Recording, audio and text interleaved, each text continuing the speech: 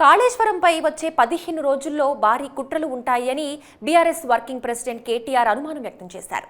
ఈ అనుమానాలకు ఏదో ఒక ప్రాతిపదిక ఉంటుంది, కానీ కాళేశ్వరం వ్యవహారంలో బీజేపీకి పాత్ర లేదా? డిజైన్లు ఆమోదించి ఇంజనీరింగ్ అద్భుతము అని ప్రశంసించినప్పుడు లోపాలు గుర్తించలేదా?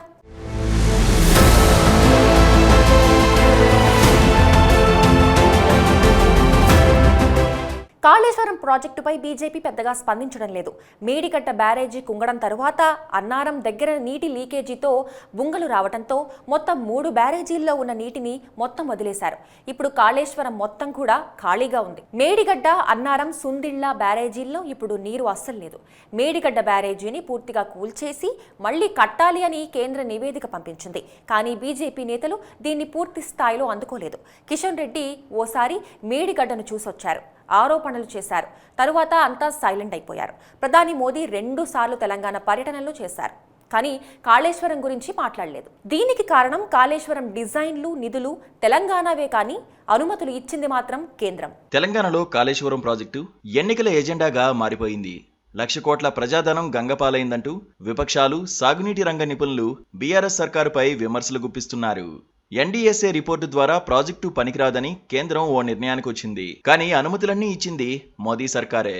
ఇంజనీరింగ్ అద్భుతంగా కాళేశ్వరంను కేంద్ర జలసంఘం ప్రతినిధులు అభివర్ణించిన సందర్భాలు ఉన్నాయి. కానీ ఇప్పుడు కాళేశ్వరంను చూపించి కేసీఆర్ది అవినీతి కుటుంబం అంటూ ఇప్పుడు కేంద్ర జలశక్తి శాఖ అమాత్యులు షెకావత్ విమర్శలు చేస్తున్నారు.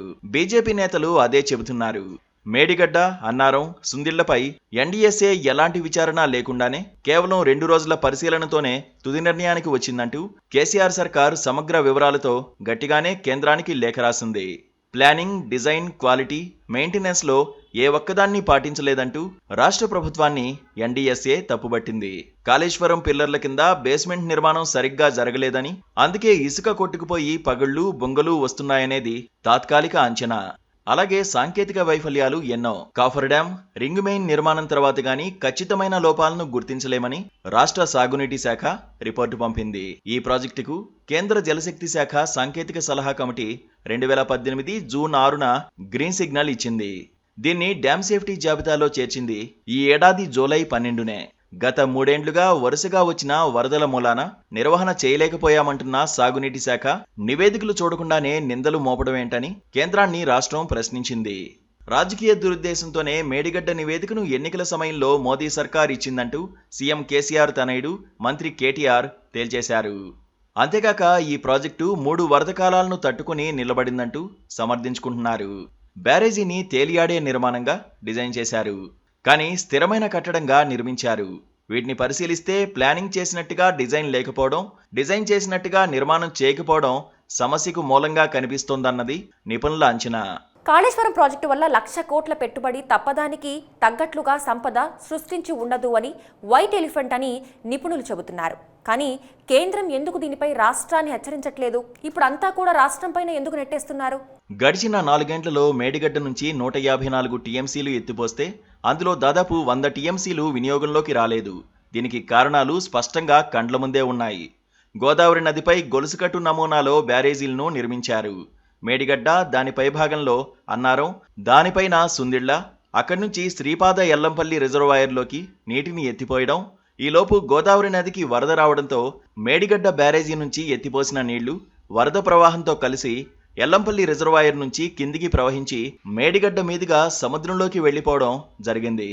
గోరు చుట్టుపై రోకలిపోటు అన్నట్టుగా గతేడాది మేడిగడ్డ పంపు హౌస్ గోదావరి వరద నీటిలో మునిగింది. తాజాగా అసలు ప్రాజెక్టు భవిష్యత్తే ప్రశ్నార్థకమయ్యే పరిస్థితి. ఈ దుస్థితి తలెత్తడానికి అటు కేంద్రం, ఇటు రాష్ట్రం రెండింటి బాధ్యత ఉన్నట్లే. ఒకరిపై మరొకరు ఆరోపణలు, విమర్శలు చేసుకోవడం ద్వారా జనం దృష్టిని మళ్లించాలి అనుకుంటున్నట్లుగా స్పష్టంగానే కనిపిస్తోంది. ప్రస్తుతం 2 రిజర్వాయర్ల నుంచి నీటిని వదిలేశారు. వచ్చే ఎండాకాలంలో తాగు, సాగునీటి సమస్య ఉత్పన్నం కావచ్చు. ఈ అంశాలను పక్కన పెడితే అసలు తప్పెవరిది, ఎవరికి శిక్ష పడాలన్నది ఇక్కడ కీలకమే. రాష్ట్ర ప్రభుత్వానిది ప్రాథమికంగా తప్పుంటుంది, కానీ ఈ పాపంలో ఇప్పుడు కేంద్రం కూడా భాగమైంది. ఎందుకంటే అన్ని రకాల అనుమతులు ఇచ్చింది కేంద్రమే కాబట్టి. అయితే కేంద్రం ఇప్పుడు తమపైకి రాకుండా ఉండడానికి త్వరలో మరికొన్ని సంచలనాత్మక నివేదికలు వెల్లడించే ఉద్దేశంలో ఉందన్న ప్రచారం జరుగుతోంది. అదే నిజమైతే ముందు ముందు కాళేశ్వరం రాజకీయం వరదలా మారనుంది. మంత్రి కేటీఆర్ కూడా వచ్చే 15 రోజుల్లో కాళేశ్వరం కేంద్రంగా చాలా కుట్రలు జరుగుతున్నాయని అనుమానిస్తున్నారు. ఎన్నికల్లోపు కాళేశ్వరంపై మరిన్ని నివేదికలు వచ్చినా రాకపోయినా ఎన్నికల తర్వాతైనా కాళేశ్వరం గుట్టు బయటపడాల్సిందే. అప్పుడు కేంద్రం కూడా బాధ్యత వహించాల్సి ఉంటుంది అనేది ఎక్కువ మంది అభిప్రాయం.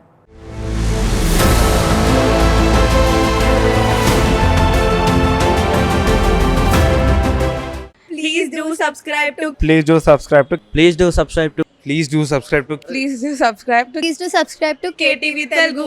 KTV Telugu. KTV Telugu. KTV Telugu. KTV Telugu. KTV Telugu. Please do subscribe to KTV Telugu.